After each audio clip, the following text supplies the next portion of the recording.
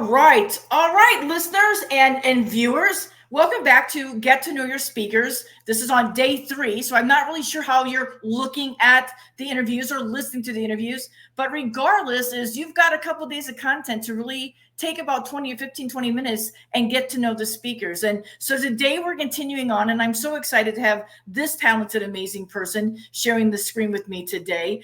Many of you know her. She is no stranger to the speaking circuit. She's no stranger to being a leader in the wedding industry. So we're just going to dive in and share a little bit and talk a little bit about why she loves this industry. So Oniki, let's start right there. Why is this industry so passionate for you and so purposeful for you? With what you love to do, I'm just going to say that you love traveling. And so you married together your love for people and putting events together for traveling, because that's really who you are and what you do. You do a lot of destinations. So let's start off with that question. Why is the wedding and event industry such a passion project and career for you? Hi, Bobbi. Thank you for having me. I'm excited to be here and really looking forward to November when I get to be back with my ABC family once again. You said it exactly. Like, this is my love. Every aspect of what I do, I've really gotten to marry all of the things that I'm passionate about. I have a long career history of being in design. I was a shoe designer and in the shoe world for over 20 years, which is what led me to weddings and to bridal. During that time, I really started to get to travel the world. I was designing, which, I love. I've always had an eye for design, but there came a point when I realized I wanted to really work more one-on-one with people that my designs would resonate with and that it really meant something to them, right? And how better to do that than through weddings, special events such as birthday milestones or anniversary or things that really matter to people. And not to say other forms of design don't, Right. but this is like the absolute, for me, this is what like lives in my heart of like how I get to bring my eye for design, my passion for travel and helping people and creating amazing memories for them to the world. So I'm really excited and I love what I do. Well, and I think that sometimes we forget, and I know that most of the people that are tuning in are members, but we also have some people that may be on the fence to joining. And this is not a sales pitch to join. This is a sales pitch to come to the conference. I'm not going to lie to you. We want you to have your butts in those seats, and you don't have to be a member to do that, but why not, right? So I think lots of times people start a career and they get into this 9 to 5 and there's no passion. And as the saying goes, you're just going to make money for somebody else. So when you have a passion and a drive, share a little bit about how when you marry those together, it's still very hard work. And because you do destinations, it's not a vacation, you're working. But how important is it to really be in a career and a field that you're passionate about and that you can be profitable? But share that it wasn't always that way and you're still reaching goals. Oh, it's still not. Every day is literally a challenge. Nobody promises an easy road, but the road is very rewarding. And so, my passion for this, my love for this, my love for the industry is honestly what keeps me going. The work that I'm doing now, I would do it for free. And in some capacities, I do it for free. But I do feel like, in this world, we each have a responsibility to pay things forward and to share our knowledge. I've been in this industry a long time and again, like I'll be up on stage because I love sharing the knowledge that I have. Even when I'm speaking at an industry conference that is not ABC, ABC comes out of my mouth at every single talk that I've given because I'm able to do what I do and make money from it because of my membership in ABC. Period. Point blank. Well, and carry that on to why your topic of first-class destination, why it's education that you're sharing, marry that into, we're going to keep using that theme all day as we have in these interviews, right? But we're going to carry that theme. Explain why when you share from the stage or when you share from being in those in-between moments, why it's important for you to give back because of how much you've given. And this is the time where I'll say, if you're on the fence about attending, hear from somebody who is successful, and everybody's successful by their own definition, but is successful, and they are attributing a lot of that to the membership in ABC. So again, first-class destination, why it's important, why that topic you felt was needed, but then why attending these conferences are so important. Attending these conferences is super important because we all need knowledge, right? We are all on a journey of continuing our education, rising together, leveling up together. And the only way to do that is in these spaces where we can all come together and figure out, how are you doing things on this side of the country? How are you doing things in your neck of the woods? And so that we're all learning and continuing to grow together. Otherwise, the industry becomes disjointed. So I love getting together with everybody in the room, whether they're first timers or 20 timers, because we all have something to learn and to give to each other. And I do truly feel like that's our responsibility, because how else do you grow with knowledge? A lot of people, because there's not necessarily a barrier for entry to become a wedding planner, there's no licensing needed. ABC has certifications for a reason, but we know that, us as members, we understand that, but in the greater outside world, that may not be. So it's wonderful to be able to come together with people that value education and knowledge, and and everything that ABC sets as their standard, so that we know we are surrounding ourselves with people on the right path and can help spread that to others of why it is so important.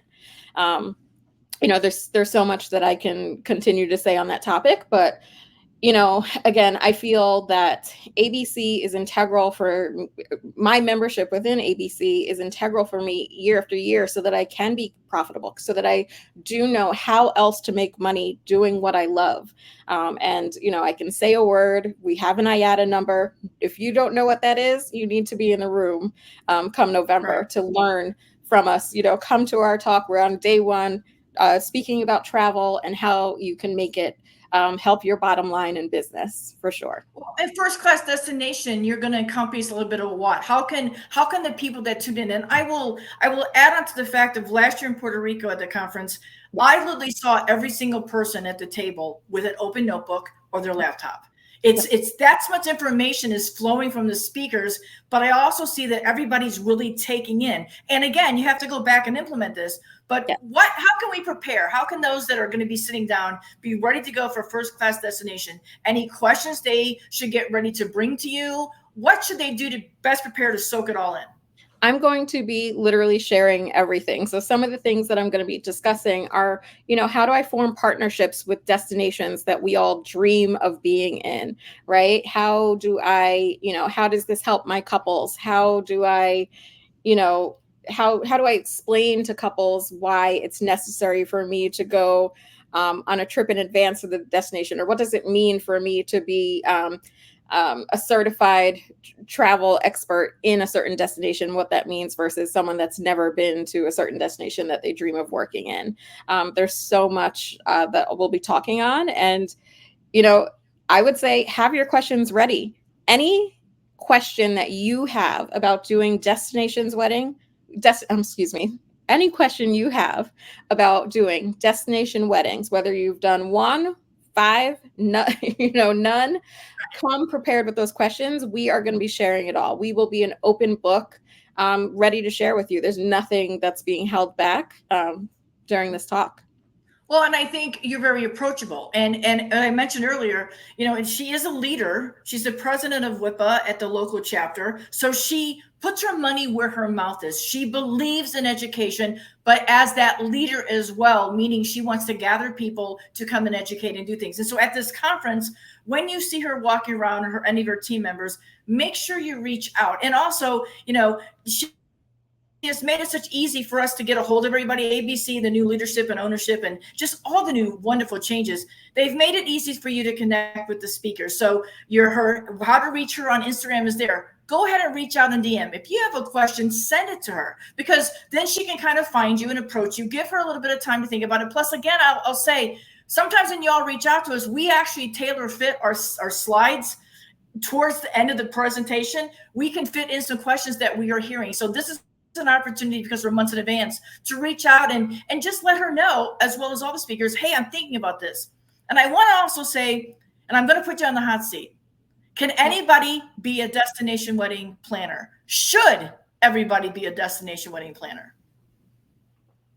Is this question from the point of view of, if you are planning weddings now, can you and should you be a destination wedding planner? I'm going to put it this way. I'm a new attendee. Okay. And I should have done that better. I'm a new attendee, and I know I want to do it. I know I want to, because I see all the beautiful Instagram photos. I could be doing that. Yes. When I come and sit, will you explain to me that it's possible, but it is not a vacation? It's hard work. Oh, Oh, I forgot to touch on that part. There is no vacation. This is not a vacation. However, I will tell you through our partnership with Sandals and Beaches Resorts, I earn lots of vacations, right? Because Yeah. I send my couples on honeymoon all the time. We do destination weddings there, and that is a wonderful way to earn those free vacations. But I can assure you, when we are doing these destination weddings, this is no picnic in the park. This is no vacation. This is hard work. It is harder work than you could ever imagine, but it's also why I don't do weddings every single weekend, right? Right. This is labor intensive work. It's pretty much planning multiple, events and weddings and experiences for your clients all at once, and it's back to back to back. While they are having fun, while they are having the time of their lives, we are hard at work behind the scenes for consecutive days worth of events. And let me tell you, I need to put my feet up. I earn every single vacation I take after those destination weddings, for sure. Right. But And I think yes, to answer your other question, that's the misnomer. It's like, oh, and I think it's not just wedding planners. I'm not picking wedding planners. I run into this with photographers going, "Oh, Bobbi, I want to do what you do. Do you understand what it took to get there? Let alone how I get my equipment there, how I insure my equipment, anything." So it's not a vacation. And I really I wanted them to hear from somebody who says that you're doing it successfully, but that there are hard days. And I think you really have to be that type of person that can plan things by not being in the exact location. You're not going to pick up the phone and call Susie, the florist, and say, "Do you have this?" You might have to call Susie on a time zone that's different, dealing with a different season. So it's not for the faint of heart, this industry, but doing destination weddings as a full-time career is a whole different breed of animal. It absolutely is. But I'm excited to share all of that knowledge, all of our experiences, so that, mistakes that I've made earlier on in my career, you don't have to make them, right? That's the beauty of when you're paying to come to a conference like this, you're paying for our knowledge and our experiences to be shared with you. So the cost of attending more than pays for itself, as long as, like you said, you're taking those notes, you got your laptop open, and you're ready to soak it all up and learn. And again, come prepared with your questions, whatever it may be. There's no silly question, especially as it comes to destination weddings. Ask the question so that you're better prepared and can start doing them. And you're going to feel that you're not alone with that question. When you ask that question, 75 other people go, "Oh my God, thank heaven you asked that question." And lots of times when the speakers are talking and you have open Q&A, don't be afraid. If a speaker's asking from the stage for Q&A, stand up. We'll get a microphone to you, or however we're going to set it up. We want you to be heard so that others can be heard. I want to put you again a little bit further on the hot seat. What's next for you? You have followed some goals. You've achieved some goals. You're dealing with, life. We all deal with life, and there's a lot of noise out in the world. What's your next step? Where would you like to see your company and you personally going as this convention is going to be in November, so pretty much 24 is done. What have you set up for yourself in 25, and how are you going to achieve that and work on it, and how does ABC play a role in that? Again, ABC plays such an integral role in that I'm able to continue to figure out how to make more and more money, which we all need, by doing these destination weddings. I think what's next for me is traveling to areas or doing weddings in and executing events in areas that I've yet to do weddings in. I may be experienced and knowledgeable on those destinations, but have yet to, reach my goals of doing weddings there. So I'm hoping that that's what's next. We speak on all sorts of topics such as branding. And I know that, next year is 10 years that my company has been around. I think it's time for a rebrand and a repositioning of some sort. So I know that that's coming. I don't have it all planned yet, but again, I've kind of been taking those notes and figuring out what is next for Oniki Occasions and Oniki Hardtman. Well, and you see as you grow, and I think by year 2 or 3, people realize really fast, I got to make changes. You're passionate, you're eager, and you go out there and you do a lot of work year 1 and 2, and then you look at the bottom line and go, "Oh my God, I should have stayed at my 9 to 5, or there has to be more," which is why in this industry we have burnout so fast. It's always the top 10 most stressful jobs as a wedding planner. Now add destination onto that, because while all you wedding planners work on timelines, every individual has a different timeline. Everybody has a different story. Everybody has a different chapter in their story. So that timeline looks different. And so I love the fact that you touched on, it's time for a rebrand. And here's a shocker, everybody. You can start and restart as many times as you want. There is no golden rule that says you're stuck here doing this. Now, even I know plenty of people, so do you, that have totally changed their name and are brave in standing that foundation. But the fact that you coming in, again, defining success on your terms after 9 years, knowing that year 10 needs to shift, I think that says a lot. How much of that came from knowing that and believing in yourself and being confident? And this is not a cocky question, but knowing that you are better than the brand that you are now, that you dreamed of, but you're so proud of yourself. So knowing that you wanted to rebrand came from the success and some stumbles. 1,000%. I think in order to know where you're going, you have to know where you've been. I think part of that rebrand and the evolution and figuring out what's next for Oniki Occasions is knowing what to leave behind, what aspects of my business that no longer serve me, and also really taking a deeper dive and taking a look at how do I best serve my clients, right? I just recently did a beautiful destination wedding in Bermuda. The client on the last day, the last event, she literally said, we had one of our amazing destination wedding cinematographers there with us on a boat. She literally said, cameraman, look at me. And she gave the most amazing testimonial about my business.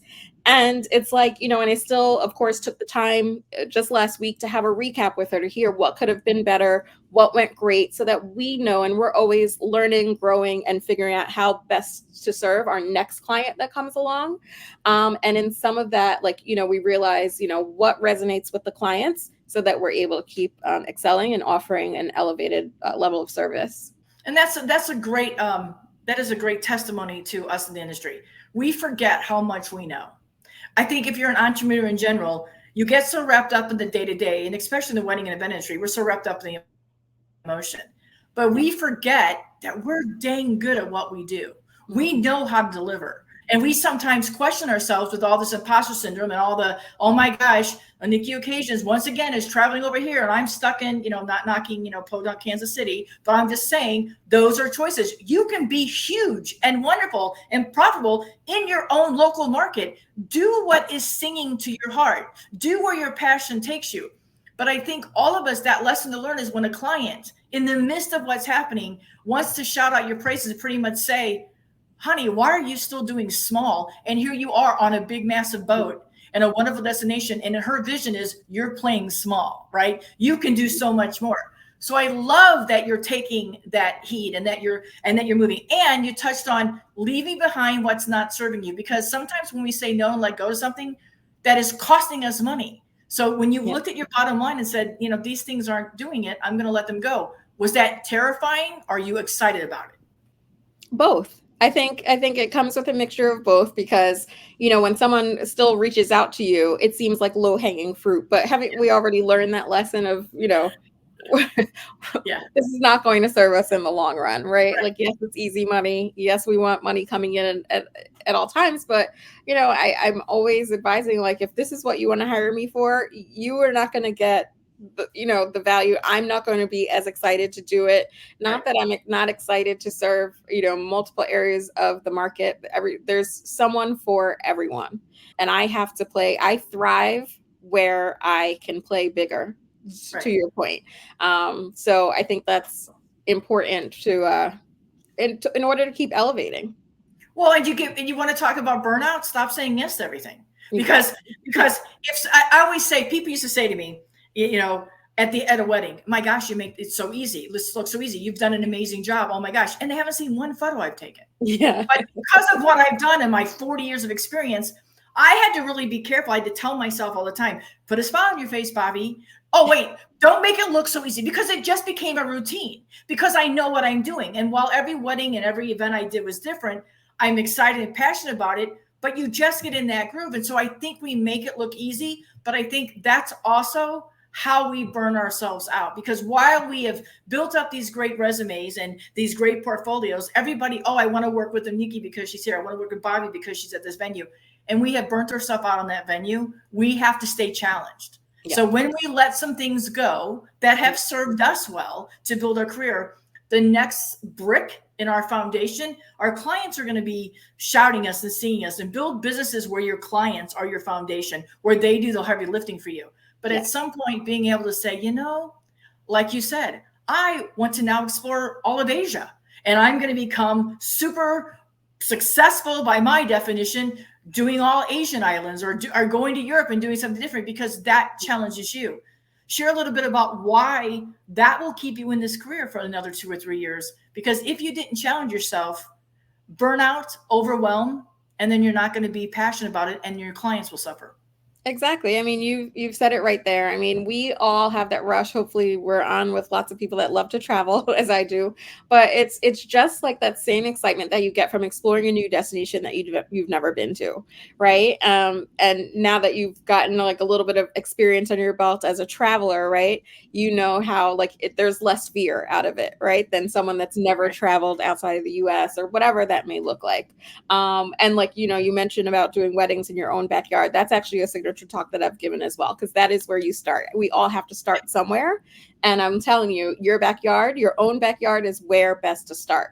But yes, I've kind of conquered the Caribbean. I've conquered, Southeast Florida where I live now. And I started my business in the New York, New Jersey market that I still serve. But yeah, as you talk about like Asia and Europe, again, those are territories that I've explored on a vast level when I was a shoe designer. I've yet to conquer Asia and Europe as a wedding designer. So that's, literally like what I'm manifesting right now for sure. And we have to have those goals. And we have to. We have to have things that might seem unattainable. And I always say to people, don't get so busy on the final destination, because by the time you get there, it's probably changed. And again, it goes back to refresh, restart as many times. Because as we grow as entrepreneurs, our goals are going to change. And we decide, you know what, maybe I want to circle back at year 20. And again, let me do the weddings in my hometown. Let me wrap up my career here, and let me still get back to enjoying this. Because friends, if you're not enjoying this on the 2-day, 1-day, 3-day that you have your clients and you're bringing events together, you really need to retake a look at your business and your plan and your enthusiasm. Because if you're not enjoying the one day you get to do everything that you wanted to do, you need to take a hard look at what's holding you back, or what's the things that you can let go of so you can find that passion. So on that note, from somebody who speaks and from somebody who attends, what's the best way, new attendees, brand new, if you're brand new attending, what's the best way to prep to come in, and what should they expect, but also what should they give in order to receive as a newbie? I would say always be willing to give. That's also how I started. When I was a shoe designer, I attended a conference in order to network with wedding planners. And during that conference, I sat next to at lunch randomly someone that worked for one of the premier wedding planning companies in New Jersey. We sat next to each other at lunch. I complimented her shoes. We got to talking. We each thought we had like the coolest job ever. And, I offered her, if you ever need help on weekends, I would love to come help your team. I wasn't asking for money. I was making a great salary as a shoe designer. I had limited to no time available, but I said, hey, I would love to help you. I just love weddings, and I think what you do is really cool. And that's really how I got my start. So, and they were members of ABC. So that's, if you want to know how I got on this ABC journey, that is how.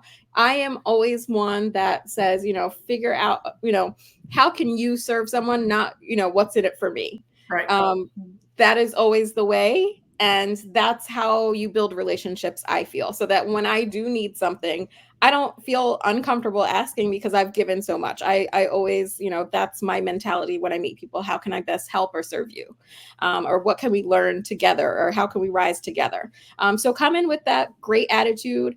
The ABC bunch is a super welcoming and friendly group of people. So just be open to meeting everyone. If you're shy, don't feel like you need to meet everybody in the room. Right. Come in and connect with 1 or 2 people, and those be your people, whether you're meeting them on the dance floor or at a table at lunch like I did. Just come in and be open to share your story. Be vulnerable. If you've never attended a conference before, if this is your first year as a wedding planner, whatever that may look like, we are all here to help and rise up together.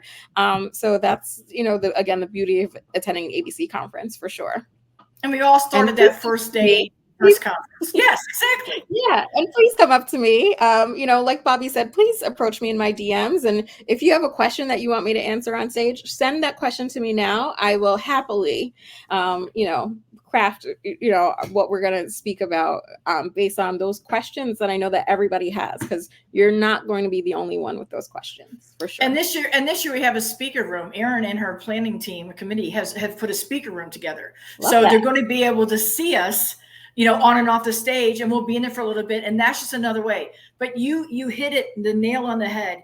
Come and not just meet the speakers, but meet everybody that you can, but don't overwhelm yourself. Sit somewhere different every day. Find that new buddy, because you will never know that new buddy that you just met, that new conference buddy, that relationship grows and grows and grows. So we all have to be brave. And even speakers, we walk into a room where we don't know anybody, and you may know us, but we don't know you. So we learn just as much from all of you as we hopefully impart our wisdom on you. So that's what we have today, speaking with this talented, amazing human. Make sure you find her. It's a wealth of information, and she will sit and help you. She will not do the work for you, my friends, but she will challenge you to believe in yourself to do the work for you, because we all have to skin our knees. That's how we learn. Without failure, we have no success. So we have to marry those two together. So thank you for spending time with me this morning.